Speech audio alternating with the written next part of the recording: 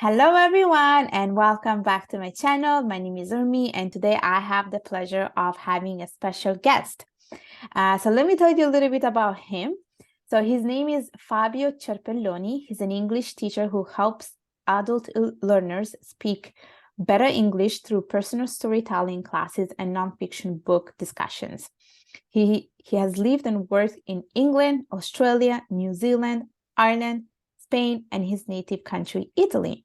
He believes people should read more and watch TV series less. I cannot agree more. So welcome, Fabio. How are you? Hello, Urmi. Thank you for having me. I'm great. Thank you. Thanks for inviting me on your channel. No worries. So let's start learning a little bit about you and what you do in your business. Yeah, I'm an English teacher. I started teaching in 2015. English is not my first language. I had to learn it. So my first language is Italian. But I fell in love with English when I moved to London in 2011. And I became a teacher in 2015. And I now mainly work online. I organize book clubs, non-fiction book clubs, because I like reading non-fiction books. And I organize language programs based on personal storytelling. So basically, I ask my learners to tell their own stories, and I then help them tell their own stories. And while I help them, I then help them also with the language, so vocabulary, grammar, pronunciation, and the usual stuff. Okay. Yeah, and yeah, what else do I do? I also write blogs. I have a blog, I have a podcast, and I'm writing my own book on how I learned English. So I tell stories about how I learned English, what I did to learn English. In every chapter of the book, I tell a very short story, and I say, this is how languages, this is how to learn a language. But every chapter contradicts the next. So yeah, I'm having a lot of fun writing this book. It's the best thing I've ever written. Not that I've written a lot, but yeah. Are you writing the book in English or in Italian? In English, In yes. English, okay. So you are basically a storyteller from what I can hear right now. You just lo love to tell Mm. stories. Yeah. I think we're all storytellers in a way. We just need to maybe improve the way we tell stories. But yes. Mm-hmm. So tell me a little bit more about your business and the services that you offer, because it's basically like you have a book club, and I am assuming people participate. I don't know if it's a community. I don't know if we have to subscribe, pay somewhere. I don't know how often you guys meet. Like, tell us a little bit more about that. Yeah, actually the first book club that I organized was to read a book called Storyworthy, which is Mm-hmm. a book about how to tell good stories, interesting personal stories, and why we should tell those stories. And I offered it twice, and it was I mean, people liked it. I liked it a lot because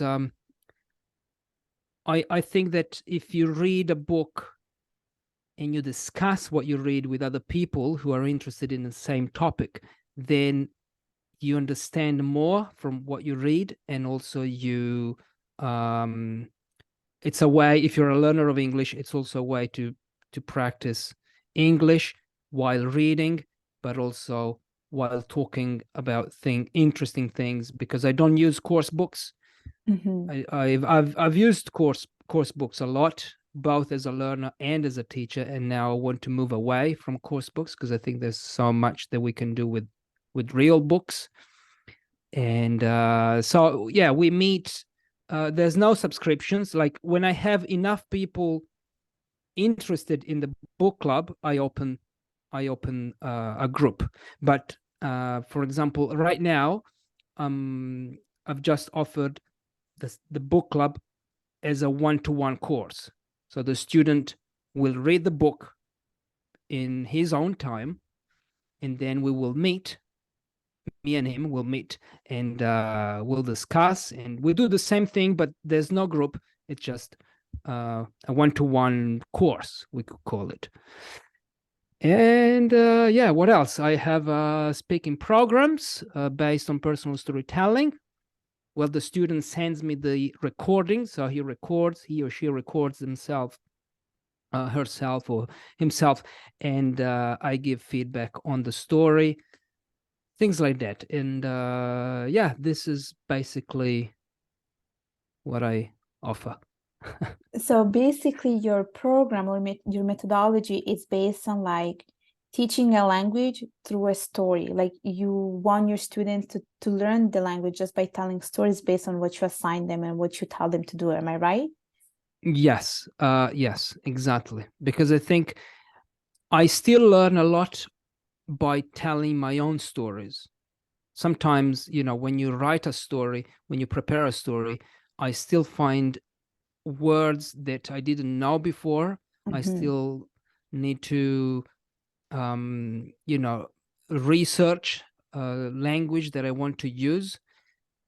And the words that I learn when I'm telling my stories are words that will always I will always remember. I mean, it's easier for me to remember them because those are the words that I need to tell the story. It's not just a list of random words that you see in course books where they say, okay, this is the vocabulary to talk about food, for example. Study the list and then you practice. But no, this is actually language that you need to tell something about yourself. So it's more memorable. And that's why I think I'm not saying this is the best method, because I don't believe that there's a best method to learn a language, one best method to learn a language. I'm completely against this idea.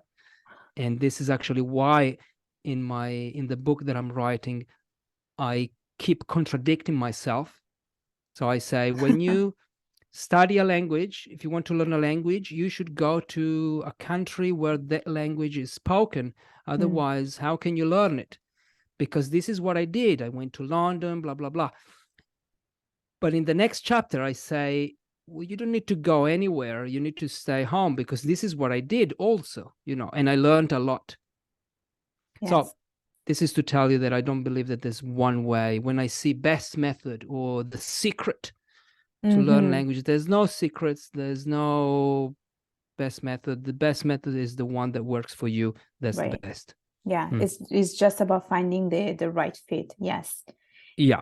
Yeah.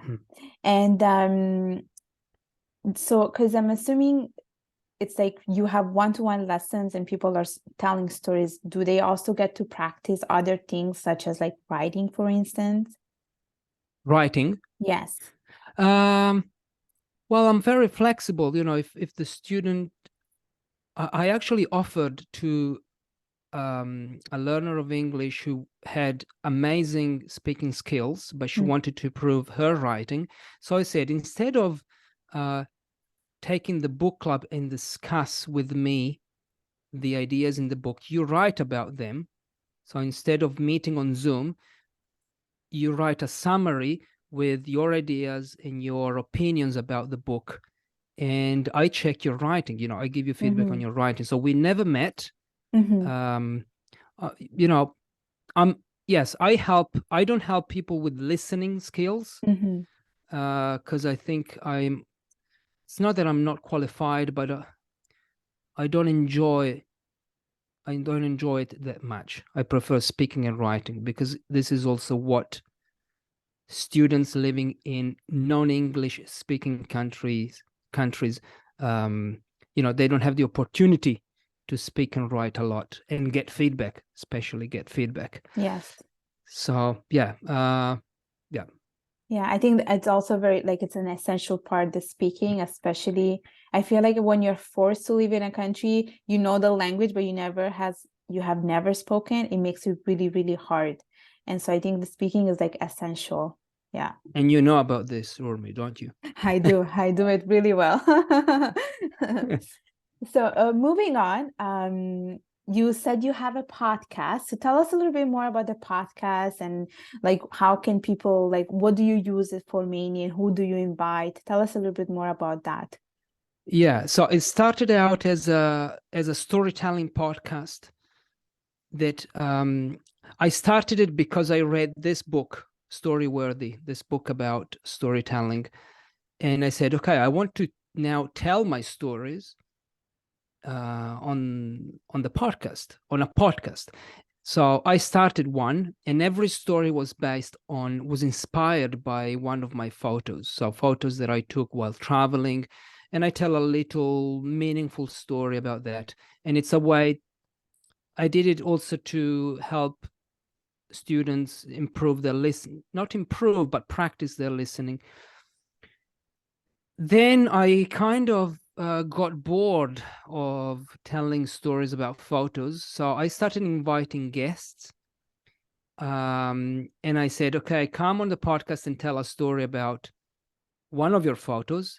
And then I decided, okay, no more photos, because sometimes I realized the guest had been telling stories on the show. And then suddenly I said, okay, now let's tell a story about your photo. And that didn't feel, I don't know, I didn't like that. So I decided just to invite interesting people from all walks of life. So I've had English teachers, learners.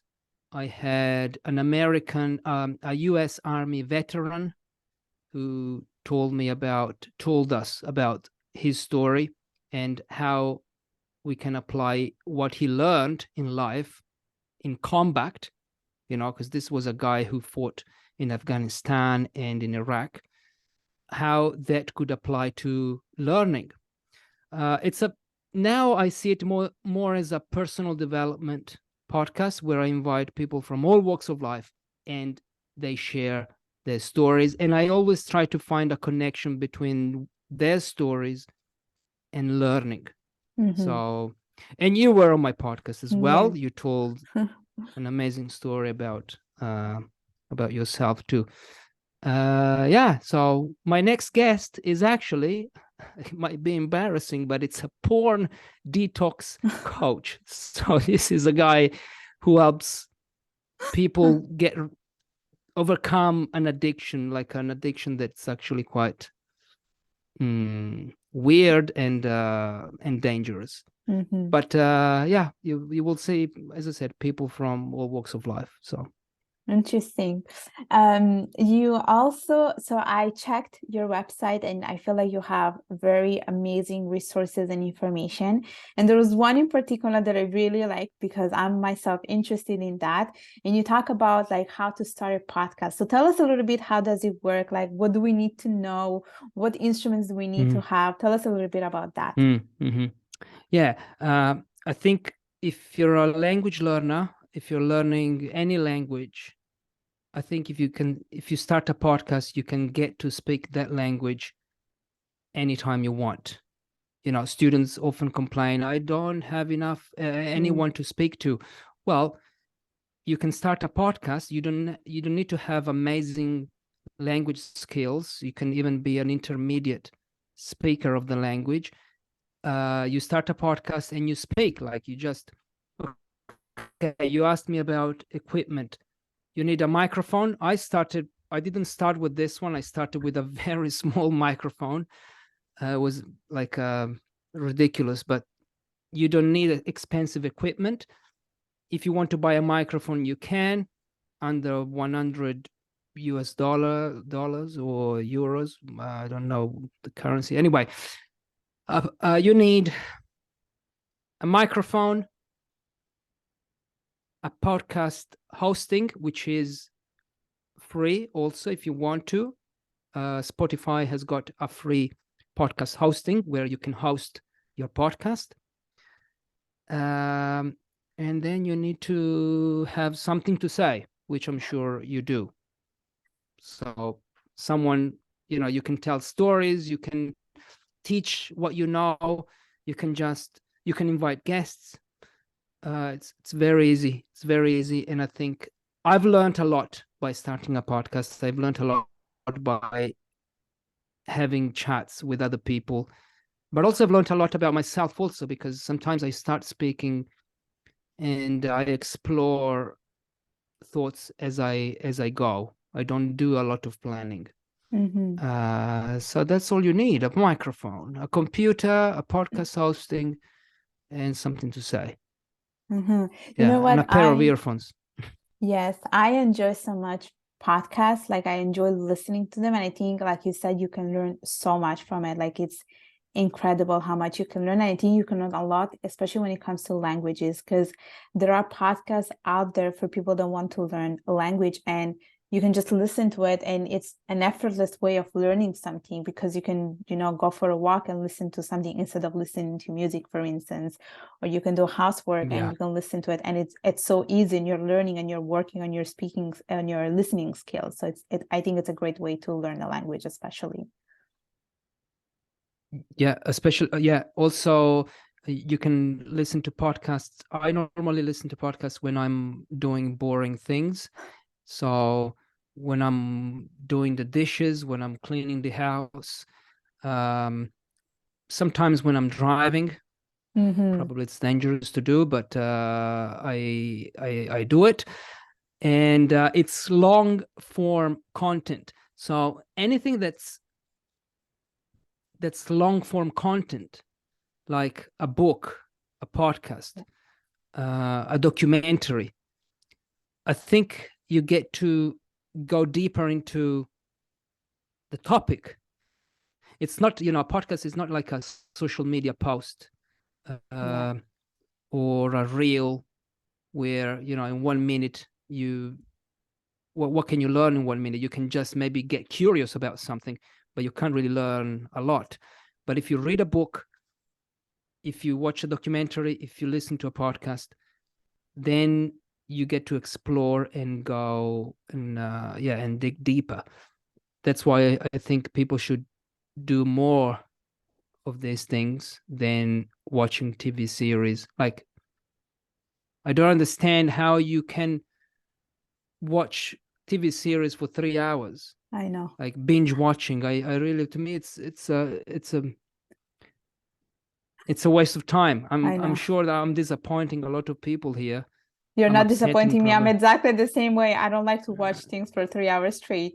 And I'm also that kind of person who doesn't like to watch TV, either TV series. Like I get really bored. I would rather read a book or listen to a podcast. I'm exactly like you. We're on the same boat on this. Yeah. Like 70, I think Games of Thrones was 72 hours. Oh my gosh. My God, it's no, please maybe watch one episode today and one next week. I mean, but this is just me. I know that you can learn a lot by watching TV series and by reading fictional stories. You can learn something there, but it's not my type of learning, to be honest. Yeah, I'm with you on that. So before we go, I do want to ask you two more things very fast, because you talk about having a book club and you talk about storytelling. So I want to ask you one tip that you need to be a storyteller. Just one is enough. And if you could recommend one book, or if you could tell us what's your favorite book. And just think very quick about I know you read a lot of books, but think about the one that comes to your mind first. Okay. Tip to become a better storyteller: don't include any irrelevant information in your story, which is something that it's very hard to do. Some people are terrible. My mom is terrible at this. My mom starts telling a story, like she starts from 3 days before what happened actually. I don't know if I'm clear, but she includes a lot of irrelevant information, and that's the worst thing you can do when you're telling a story, because it's like our attention these days is not very sharp. So if you start telling a story and all you're saying is not relevant, then you've already lost me. Okay. Right. So include relevant information. And a story to be a story, this is what I learned by reading Storyworthy, which is actually, well, yes, it is my favorite book, I It could seems say. like it. It seems like it. Yeah, because it had a great impact on me. So I guess, and it's a book that has really changed how I see my life, because now I see, in every day I see a story. Like, every day is special because there's something, a moment that made today different from yesterday, and that moment is story worthy. So it's worth of a story, Mm-hmm. or Mm-hmm. worthy of a story. Yes. Anyway, I messed up the Gotcha. grammar I here, but gotcha. okay. And so yes, and a story should include a moment of realization and transformation to be Mm-hmm. meaningful. So, for example, and this is again something that I learned in that book, is that if you go on holiday and you come home and you tell all your friends how good the food was, how much fun you had, who's interested in that? I mean, no one Right. is really interested in what you did and all the fun that you had. It might become more interesting if you realized something during your holiday and you learned something about yourself, or Mm-hmm. about your culture, or Mm-hmm. about their culture, something that made you change your mind. And that could be a much more interesting story than, I went to Spain and I had great paella. It was amazing. The food was amazing. The people were fantastic. Well, good for you. Not, you know, Well, the thing yeah. is, and I'm going to add to that, is we also learned a lot about how to tell a story through public speaking. That's one thing that I learned attending Toastmasters. You know what? You can make a very boring story very interesting. Like the one that you just said about, I went to Spain, I had paella. You can still make it very interesting if you use descriptive words and like start talking about the feelings, the colors, then people depict a different image and the boring story becomes very much interesting. So it's really about practicing like how you can describe a simple thing. So it takes a lot of it takes a lot of work and time for that to develop. So I can definitely like share this tip for anyone who's like interested in like telling a story. Yeah, well, it's an art. Yes, So it's an art. Exactly. yeah. Exactly. Well, Fabio, thank you so much for coming. Before we go, can you tell us where can people find you? Yeah, they can go to my website, Fabio Cerpelloni in English, or fabiocerpelloni.com. It's all there. So it's all there. You can see my blog, my podcast, my courses, everything is there. Yes, and I will put all the information in the description below so that people can actually connect with you and find Thank you. you. So Thank you. anyway, I want to thank you once again for coming here. It was such a pleasure to talk to you. It's the second time we meet, so it was really an honor for me to have you here with me today. Thank you so Thank much. you, Urmi. Likewise. Thank you, Urmi. Thank you. All right, everyone else. So make sure to like, subscribe, comment, do everything that you can on my YouTube channel, and I will see you all next time. Bye-bye. Bye-bye.